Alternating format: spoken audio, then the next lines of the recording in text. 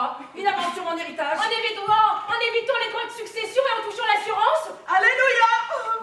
Et en plus, vous étiez la maîtresse de Martin Dubourguet. La carte. Ah, je couche avec qui j'ai envie, hein. Je n'ai de compte à rendre à personne. Ah si, j'ai mon mot à dire, moi. Ah, toi du balai, hein. Il ne fallait pas balayer la maison la nuit au risque d'éloigner le bonheur. Trop tard. La sorcière a dit trop tard. Madame Suzanne, personne ne fait le ménage. Je n'ai pas tué Martin. J'avais besoin de lui pour voler les tableaux. Toute seule, impossible d'y arriver. C'est une bonne raison, non? Mais pourquoi voulait-il s'en emparer?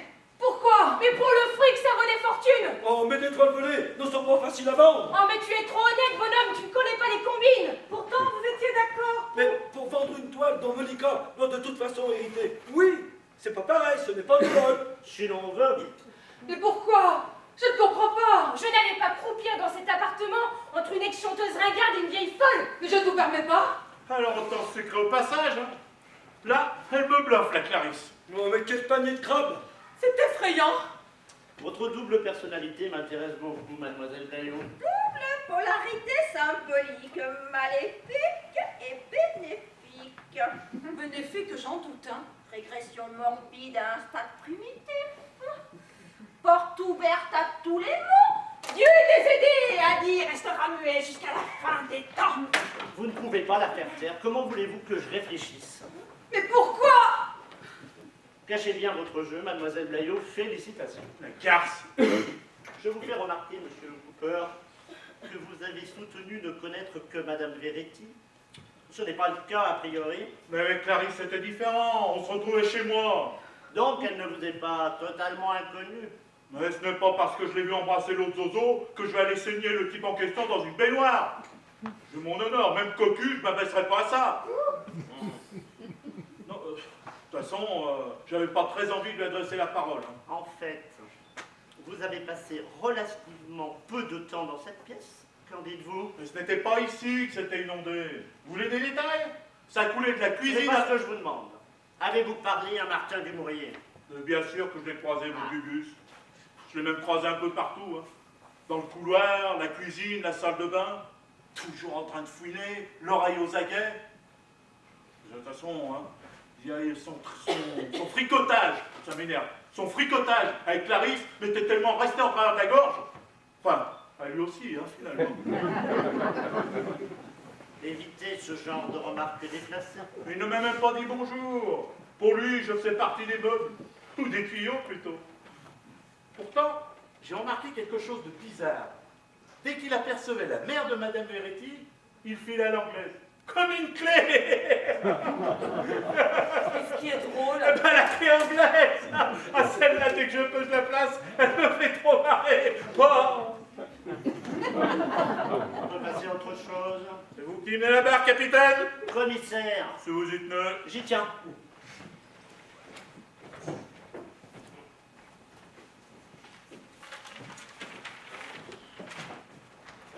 Monica Veretti est au centre de tout. Relié à sa mère. Cordon ombilical indestructible. Monica reliée à Clarisse, elle-même proche de Suzanne. Pourquoi relier? Ne serait-ce que par votre statut de secrétaire et votre présence dans cette maison. Vous habitez ici, n'est-ce pas? La chambre la plus petite et la plus sombre. Ah, la pauvre chérie. De même, je trace une flèche entre Monica et Pierre en tant que plombier, mais aussi entre Clarisse et Pierre en tant qu'amant. Expert. C'est plus le coup de baleine. Oui. Bah, ce schéma est valable pour le jour du meurtre, monsieur le Cooper, et arrêtez de m'interrompre. Bon, ça se complique. Charlotte est également présente pour des raisons professionnelles, mais visiblement, Innocent s'intéresse à elle. À moi? Qu'allez-vous inventer, monsieur le commissaire? Sans oublier Innocent, ex-amant de Monica, où placer Martin? Éditeur de Monica, amant de Clarisse, Est-ce vraiment tout? Mais c'est du pipeau, tout ça. Ça sert à quoi? Ben, à clarifier les rapports entre les uns et les autres. Enfin, du moins pour moi. Moi, j'ai vécu longtemps sous ce toit. J'ai côtoyé Suzanne pendant des années. Ça crée des liens, non? Une autre suggestion? Je pourrais très bien être le cousin innocent, tiens, le plombier de Charlotte, et j'en passe. Est-ce le cas? Non, mais ça va pas m'empêcher de passer la nuit à réparer une chaudière, et j'aimerais bien vous y voir. Moi, on m'attend au journal. Je suis très ennuyée. Oui. Je n'arrive pas à retrouver les notes que j'ai prises pendant l'interview. Où les avez-vous trouvées, commissaire? Qu'importe. Mais j'ai eu le temps d'y jeter un coup d'œil, et il y a un point qui me titille. Au début de l'entretien que vous avez eu avec Madame Veretti, Madame Veretti, elle vous a dit ne pas avoir suivi les conseils de sa mère, comme son frère. J'ai bien lu son frère. C'est ce que vous avez écrit. Mademoiselle Bordelais, vous n'êtes pas la seule héritière des tableaux de Maliro. Maliro s'en mêlait les pinceaux. L'amour n'est qu'un temps, alléluia. Qu'en dites-vous, Madame Veretti? Oui, j'avais un frère un peu plus âgé que moi. Mais il est parti faire fortune à Hong Kong quand j'avais 20 ans et quelques. On n'a pas tous les jours 20 ans. Mais c'était l'époque où vous faisiez des tournées. Votre frère s'intéressait-il à votre travail?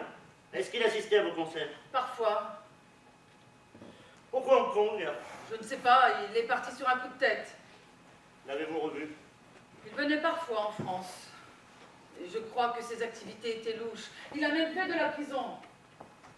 Mais je l'idéalisais. Belle famille, puis vous allez lui piquer une part de son héritage? Savez-vous s'il est encore en vie? Il est mort. Ça va simplifier la succession. Taisez-vous, Mademoiselle Bayon. Une autre question. Pourquoi avez-vous arrêté de chanter? Ça n'a rien à voir avec votre enquête. Qui sait? C'est à moi d'en décider. La vente de mes disques avait chuté. La petite bouteille en chute libre, les chutes du Niagara. Arrête immédiatement! Il reste encore un point à éclaircir vous concernant. Comment aviez-vous rencontré votre éditeur? Il m'a téléphoné un jour pour me proposer de publier mon autobiographie. J'étais surprise que cela puisse intéresser quelqu'un, mais le projet a vite abouti et le livre sort la semaine prochaine. J'espère qu'il va me rapporter un peu d'argent. Ça s'appelle prendre ses rêves pour des réalités. La boîte est au bord de la faillite. Martin Dumouriez comptait bêtement sur ce livre pour la relancer. De toute façon, on devait mettre la clé sous la porte. Vous l'avez compris, vous l'avez supprimé. Mademoiselle Bayon, vous dépassez les bords. C'est faux, monsieur, je m'étais au courant. Jamais j'aurais pu faire du mal à Martin. Martin coupe en deux son manteau rouchant et en offre une moitié à un malheureux. Chut, Madame Suzanne. Pourquoi n'auriez-vous pas pu faire de mal à votre éditeur, qui comptait vous laisser tomber sans même vous prévenir? Je ne suis pas une personne violente. Oh, c'est vrai, Monica se met rarement en colère.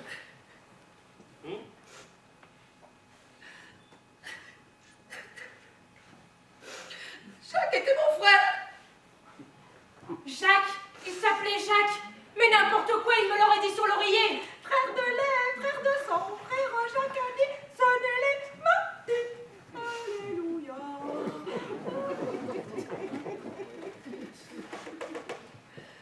Il avait fui Hong Kong. Ça s'était mal terminé pour lui. Depuis, il vivait en France sous un faux nom et avait monté sa boîte d'édition. Il m'a téléphoné un soir. Oh, j'étais heureuse de le revoir. Puis, il est venu souvent ici. Et si j'ai bien compris, également mon absence. Moi, j'ai cru que ce projet de livre allait m'aider financièrement. J'ai surtout cru qu'il avait changé. À cause de ses faux papiers et de certaines malversations. On avait fait le choix de me révéler le fait qu'il était mon frère. Votre mère ne le reconnaissait pas, ce qui simplifiait le problème. Sa mère?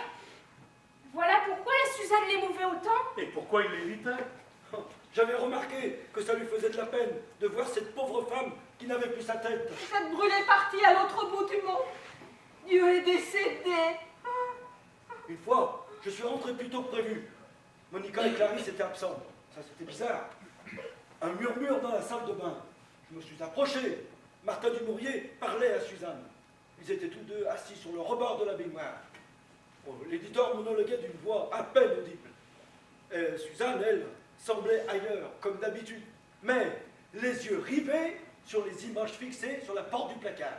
Avez-vous compris ce qu'il disait? Bon, 2 ou 3 mots seulement. Il parlait de neige, d'alcool et de remords qui le rongeaient. Je voulais pas qu'il me surprenne à les épier. Ça ne me regardait pas. J'ai fait demi-tour. Discrètement, je suis retourné vers la porte d'entrée pour lui signifier ma présence. C'est pas malin, on aurait pu en savoir plus. Oui, mais c'est une question de dignité, monsieur. Je lui faisais confiance. Il me jouait la comédie. Oh, le frère prodigue. Il semblait faire du masque sur la paille, ma mère et moi.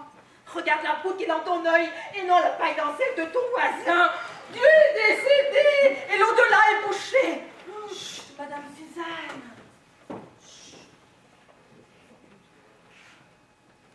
Une flèche de plus, et pas l'ombre d'un assassin. Celui qui a coupé le cou de l'éditeur avec une lame de rasoir est vraiment fou. Fougère, Jacques a cueilli la plante des sous-bois. Mais n'importe qui aurait pu le surprendre en pleine action. Oui, qui nous dit que ce n'est pas toi, Pierrot? À toi la garde, tu m'adresses plus la parole, compris? Du calme. Je commence à y voir plus clair. Vous avez de beaux yeux, commissaire. Attention, les jeux sont faits, elle ne va plus. Il y a quelqu'un qui doit se sentir mal dans ses baskets, hein? Enfin, façon de parler, hein? Ah, mais en tout cas, j'ai faim, hein? On pourrait pas faire délivrer des pizzas? J'ai un gars qui travaille au coin de la rue, là. Je lui passe un coup de fil? Ok.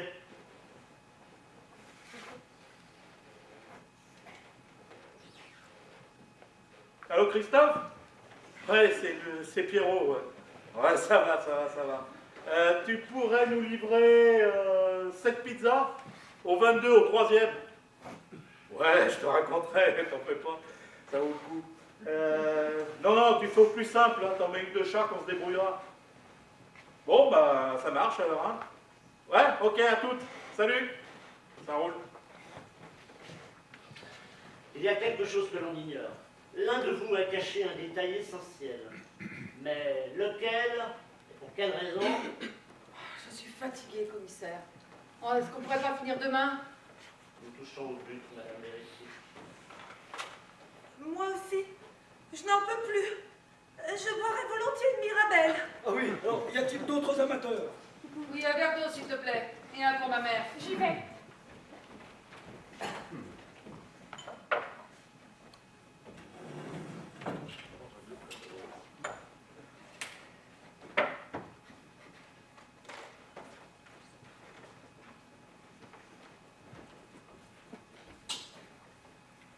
Vous ne m'avez pas dit qui vous aviez croisé en allant laver votre t-shirt?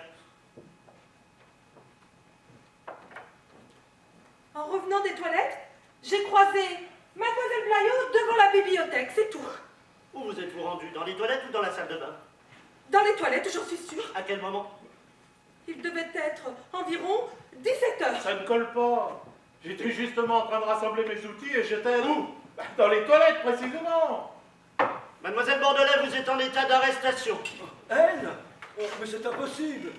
Vous vous trompez, monsieur le commissaire. Les journalistes avec une lame de rasoir et un couteau de boucher, ça tient pas debout. Fougère, n'est-ce pas?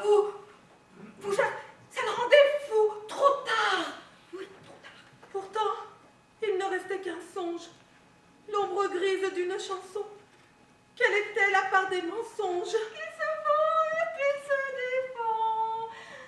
Mon frère a quelque chose à voir avec l'accident dont vous m'avez parlé. Celui où vos parents ont trouvé la mort? Oui, Vous mentez! quand je suis allée dans la salle de bain, il était assis sur le rebord de la baignoire, exactement comme l'a décrit M. Cesbon, face à l'aquarelle du château de Fougères. Il était blême et marmonnait. J'avais bu, elle était dans le fossé. Ils sont morts. Il y a eu comme une étincelle dans ma tête. J'ai fermé la porte à clé et j'ai insisté. Qui était dans le fossé? Il a poussé une sorte de gémissement. La 2 chevaux. La voiture de mes parents, il ne pouvait pas en être autrement. C'était lui, le type, qui les avait tués et qui s'était enfui. Je ne sais pas ce qui m'a pris. J'ai attrapé ce qui me tombait sous la main et il est tombé à la renverse dans la baignoire. Je me suis lavé les mains. J'ai frotté mon t-shirt et la lame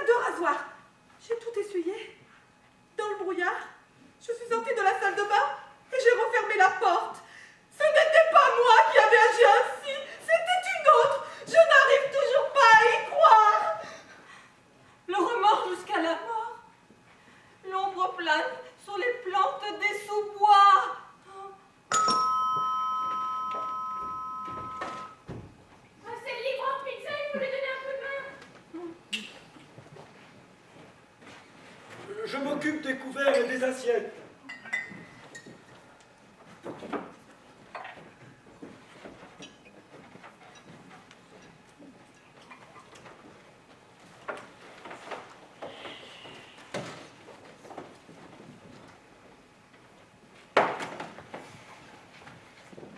Envoie la note au commissariat. Ouais, bien merci. Quoi? J'ai cru que vous invitez, commissaire. Mais où est la journaliste? Aux toilettes, sans doute. Moi, je me méfierais, hein. Je vais voir.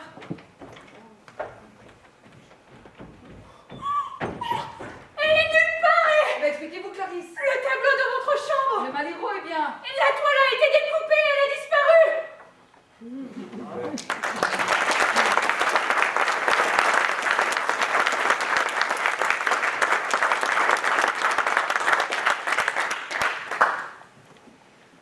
Elle est en lieu sûr. Je récupère Charlotte à mon hôtel et on disparaît. Elle va m'offrir une nouvelle jeunesse.